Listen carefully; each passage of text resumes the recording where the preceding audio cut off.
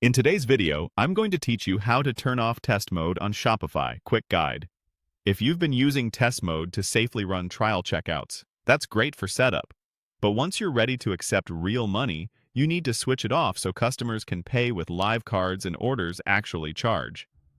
I'll walk you through the exact clicks, and I'll share a few quick tips so nothing catches you by surprise. First, open your Shopify admin in a web browser and sign in. From the admin dashboard, look to the lower left corner and click Settings. This is where you control store-wide preferences, including payments. Inside Settings, select Payments. The Payments page shows your active provider, whether that's Shopify Payments or a third-party gateway you connected. Next to your active payment provider, click Manage.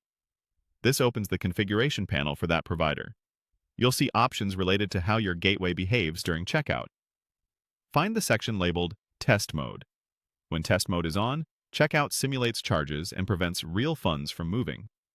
That's perfect for trial runs, but it will block real transactions once you go live. Now, click the highlighted control to turn test mode off. Depending on your setup, that may be a toggle or a checkbox. The key is that test mode is no longer enabled.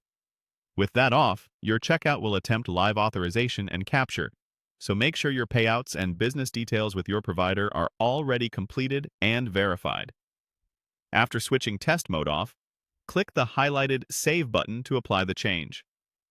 Saving is essential. If you navigate away without saving, the store will stay in test mode, and your customers still won't be able to pay for real. When prompted, click the highlighted confirmation to finalize. You should see the page refresh and any test mode notices disappear. That's your visual cue that the change took effect. A couple of quick tips. If you don't see a test mode option under your active provider, double-check that you clicked Manage for the correct gateway. Only the provider handling your checkout will control test mode. Also, once test mode is off, review your shipping rates, taxes, and discount codes so customers aren't surprised at checkout. Finally, keep an eye on your first few live orders in the Orders section. You want to see authorized or paid statuses rather than test indicators. And that's it. By going to Settings, opening Payments, clicking Manage, turning off test mode, saving, and confirming,